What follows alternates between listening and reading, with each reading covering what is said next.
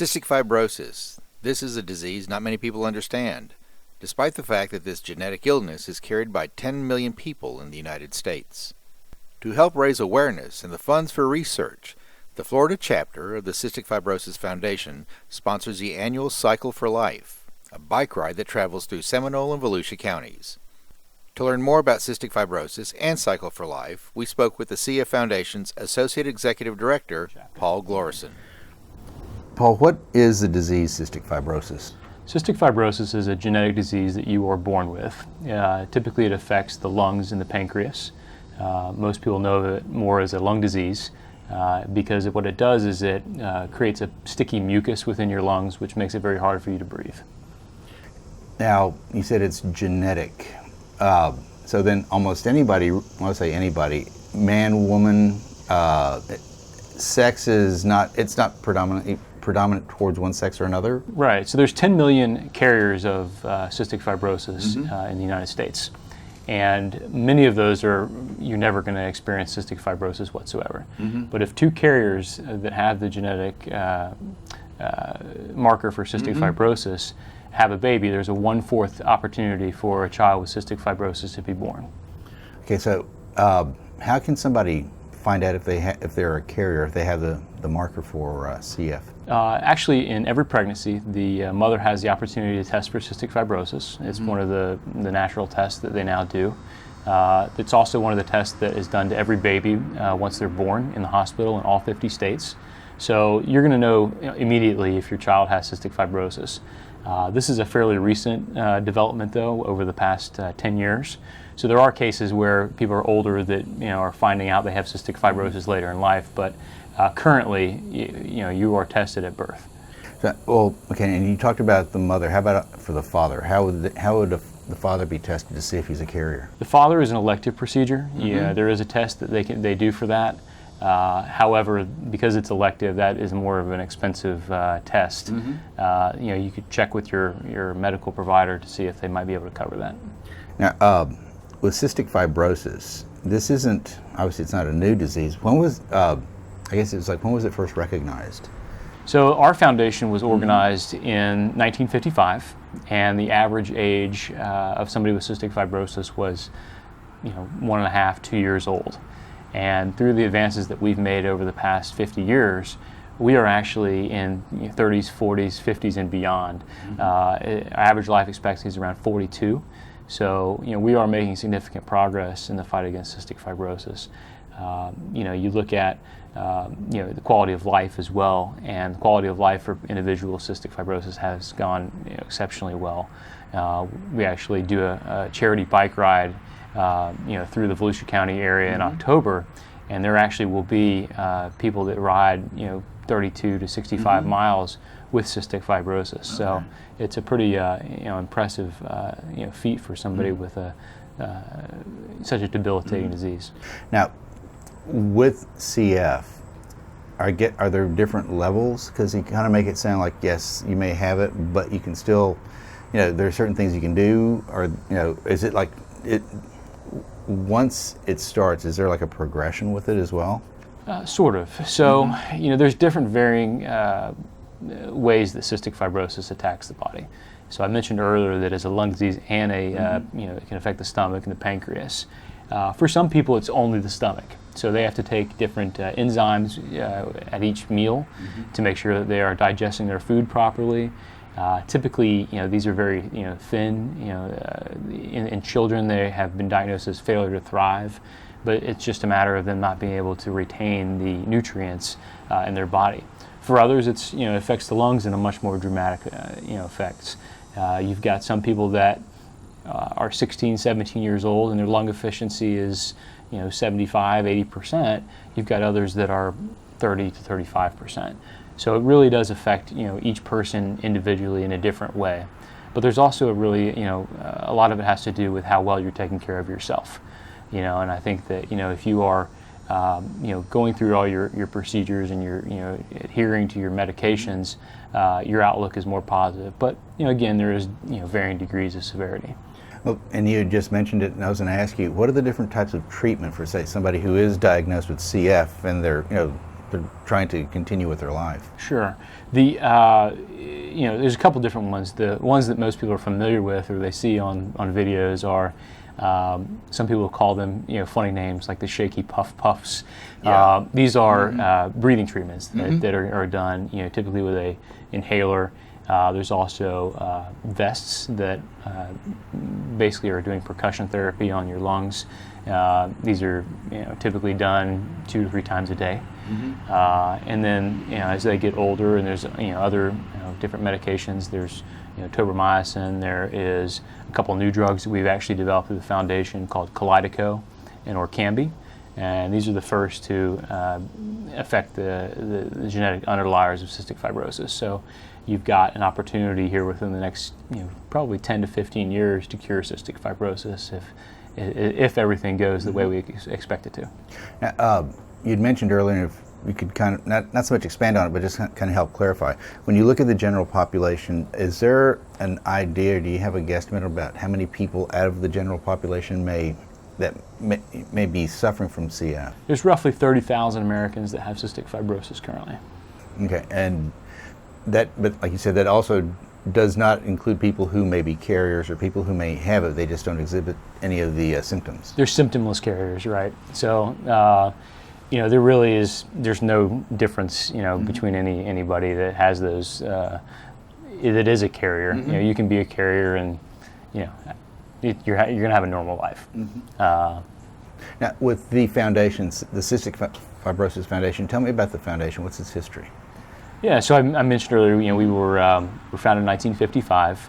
A dedicated group of parents began our organization, and we have always been a fairly small organization. But we, in the early 1990s, we embarked on a new kind of way of doing things, what we call venture philanthropy, and that is because it's such a small population of people with cystic fibrosis.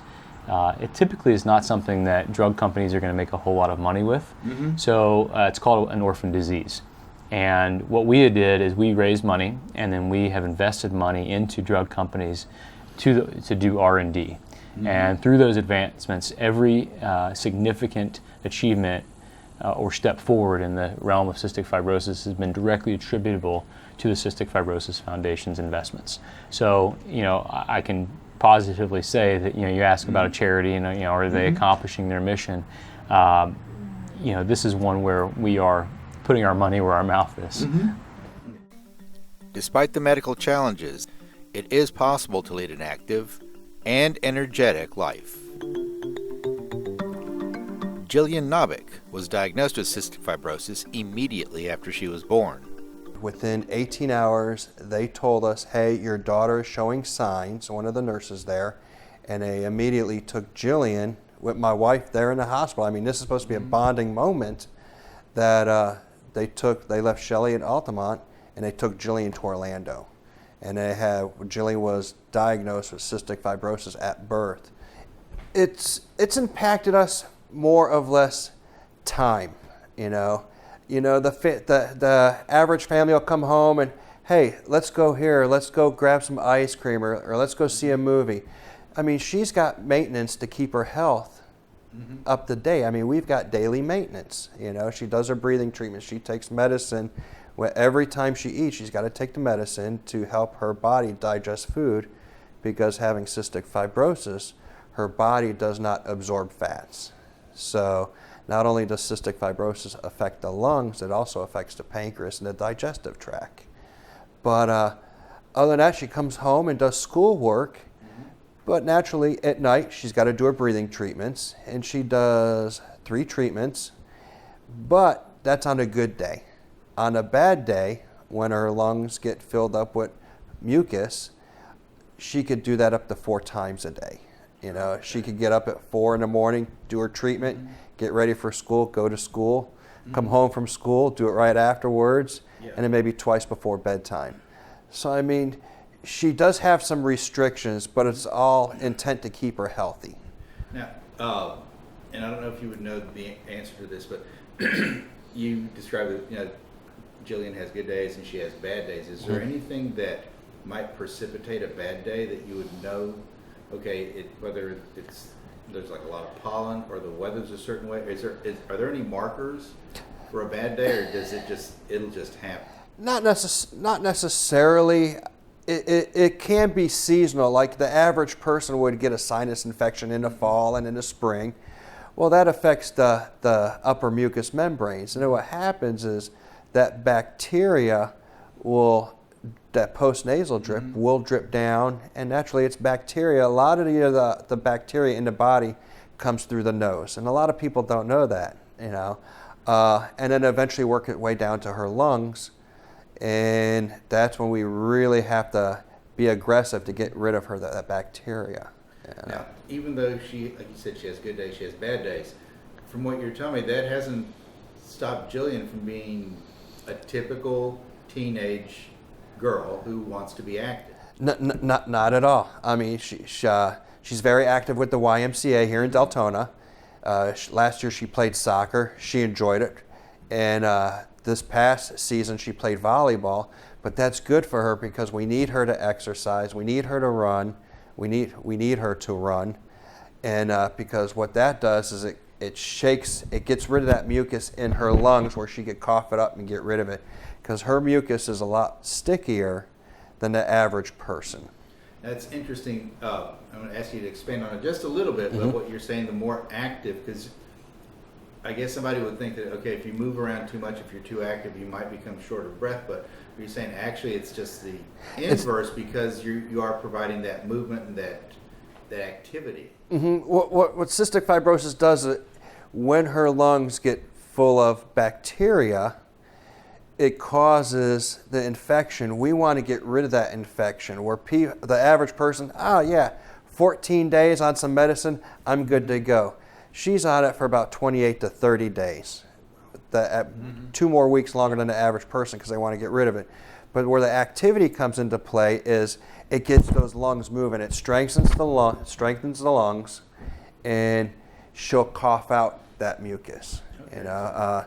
So I mean, besides she runs, she rides a bike, she likes fishing. I mean, she is your average teenage girl. I mean, she loves her country music. I mean, I'll hear her in the bathroom in the morning singing away, but she's an average teenage girl, Cool. Now, something that your wife had mentioned, and when I spoke with the guy with the foundation, at the time or before Jillian was born, that there weren't any there weren't any tests to find out, who would be a carrier for this gene. And as it turned out, your wife's carrier and you're a carrier. How have things progressed since then? Things have changed since then. Back in 2001, I had no clue. My wife Shelley had no clue that we were carriers of the cystic fibrosis gene. We knew nothing about cystic fibrosis when Jillian was born, so it was like a whirlwind. Now they actually test the mom who is pregnant for cystic fibrosis. So that way, if the test comes back positive, they can put that mom in a correct hospital so they can treat the baby right away.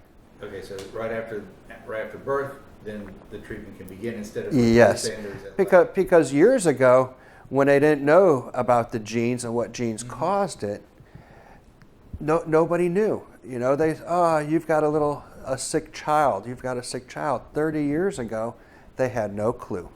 And now with science and technology and donations and fundraising events, they put this money towards science to get Jillian new medicines and keep her healthy. I mean, we're at state-of-the-art medical.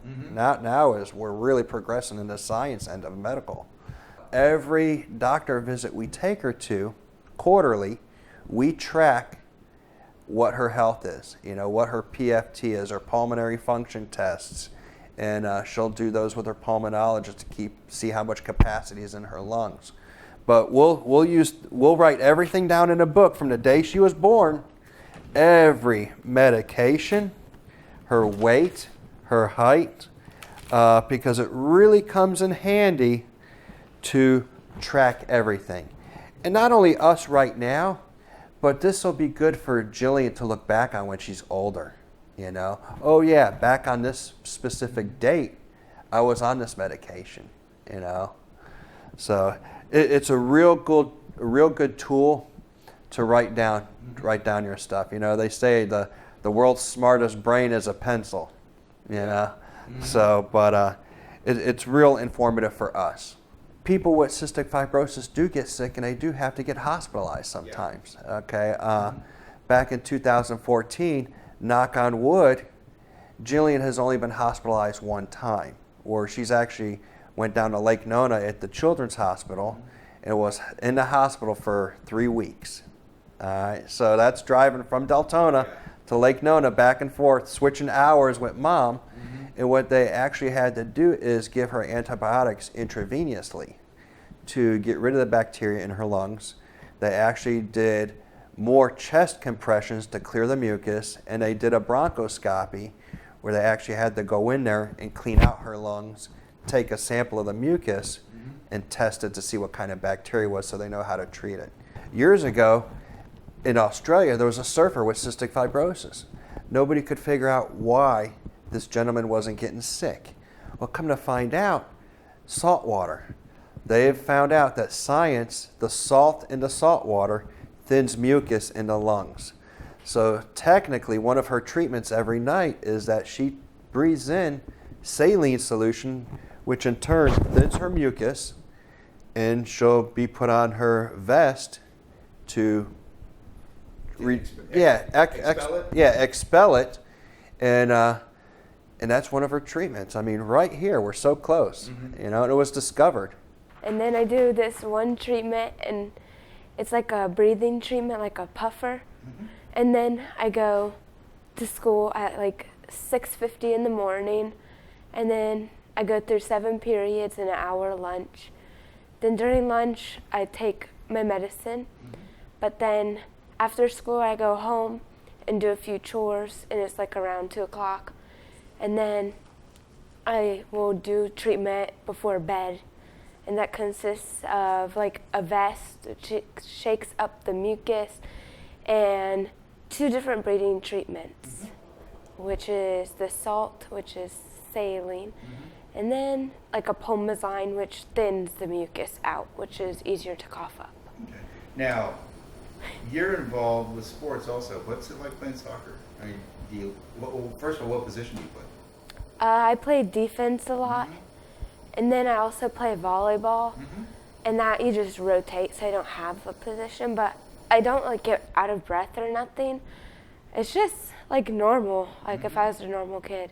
Yeah, I joined Girls on the Run in 8th grade, but now they call it Heart and Soul, and at the end of the season, we do a 5K with all the girls, but each week, it's twice a week, and you add up to be able to run a 5K.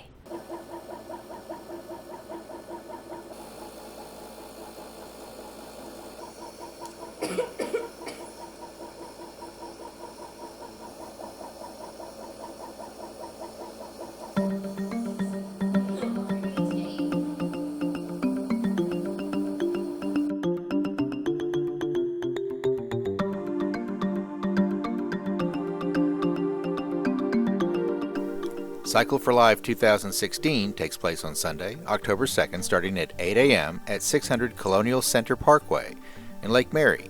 And riders can choose to ride 32, 65, or 100 miles, going all the way to the northern terminus point at the Lake Diaz Park aid station and then riding back south. The reason that we thought this was such a good fit for our organization is that, you know, if anybody's gone, you know, for a little bit of a bike ride, they know that it's a great workout. You know, it's a great way to exercise your lungs and exercise your body. And so, you know, considering the nature of cystic fibrosis and being, you know, partly a lung disease, you know, this makes a lot of sense. You know, and so we challenge people to make every breath count, to challenge themselves to put those miles in. We have, the way it's structured is that you would ask other people to support you to accomplish this goal of either riding 32, 65, or 100 miles. And, you know, you raise money on behalf of the foundation, you know, to accomplish those goals. What is, I guess, like the attendance or the number of people who will ride? Typically we have between 300 and 350 riders.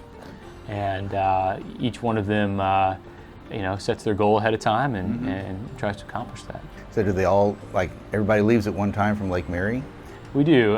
Registration, will begin around 7 a.m. and then 8 o'clock we roll out. So we do a slightly staggered start so that you're not running. If you're a 32-mile, if you're a 32-mile rider, you're not going to be riding with a 100-mile rider. We do about 10 minutes between each route distance. And I guess it's like up to the individual rider. They determine how far they want to go. Exactly, and it's a fully supported ride, which means that if they get a flat tire, we have a bike shop there to help out and help you get back on the road, keep going. There's also rest stops that you can stop at and get different food items, snacks, re-energize. So we do try to make it as fully supported as possible. Typically, about how much money does the bike ride raise, when you look at everything that you guys do throughout the year? Sure. Typically, the Cycle for Life event raises over $100,000 annually in support of the Cystic Fibrosis Foundation. The route takes riders along Lake Monroe and then turns north through Deltona with a rest stop at the Lake Butler Skate Park. At our skateboard park on Cortland Boulevard, the city co-sponsors a pit stop there. They're able to have volunteers work that pit stop and get refreshments and drinks for the riders, because they ride all the way up to Pearson and then back to Lake Mary again. So it's about a halfway point for them. Okay. Now, with cystic fibrosis, as far as the visibility of this disease and getting people, making them aware of it, your thoughts? Well, anytime the city or my office can do something to help raise awareness that affects our population, and there's over 30,000 people in the United States, 70,000 worldwide, that are afflicted with cystic fibrosis. My own cousin lives here in Deltona and is afflicted by it. So this is a disease that I'm familiar with in my own family. It's a genetic disease, and the money raised from this bike ride will help support those families as they go through this event with their child or their loved one, and it helps raise money for education, promoting information. Some people have this disease, don't even know they have it. It is genetic based, so they can go through a large portion of their life and not have any symptoms or realize they have symptoms. It's a respiratory disease that causes severe infection in the lungs and makes it difficult for people to breathe.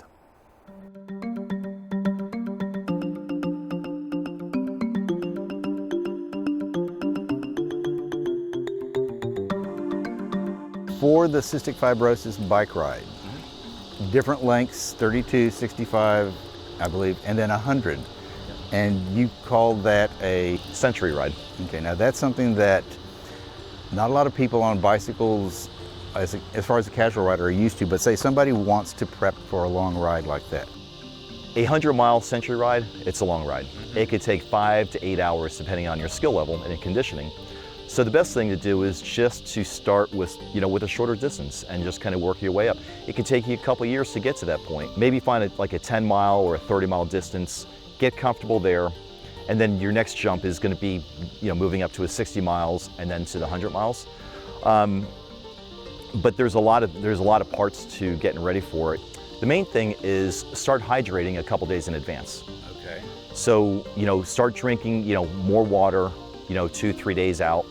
And when you start getting into like the day before, start adding in some electrolyte drinks.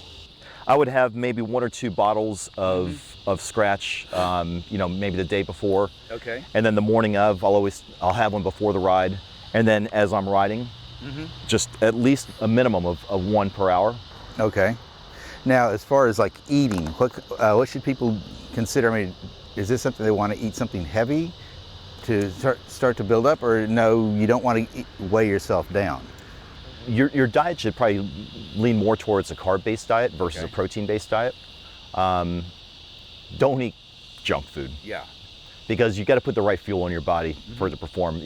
Like a lot of runners, they may do a pasta dinner the night before.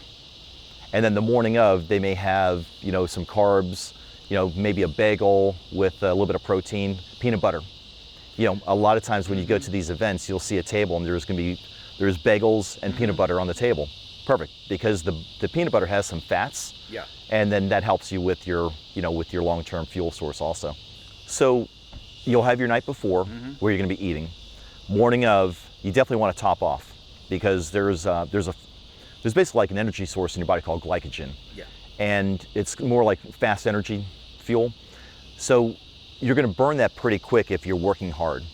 Then you get into the fat burning stage where you're kind of at a more of a moderate pace. You don't feel like your heart rate is rising too hard. You don't feel a lot of pressure in your legs. So you're burning a lot of fat there, but still you're burning calories. And so, during the ride, a lot of times, a lot of riders will either bring their own, or a lot of the events will provide, something of this nature. Cliff Bar is a pretty popular brand, and it has, carbs and calories. It actually has some electrolytes within it as well. The bike shorts are very important because they pull the moisture away. Okay. Their compression. There's it's called a chamois. So it's kind of like a pad that's inside. So when you're sitting on these little seats, it has a little bit of a pad there so that, it feels a little bit better than just sitting on it with just, with nothing on underneath. The jersey is kind of the same thing. It's a different material, but they both do the same thing where they're pulling the moisture away from you.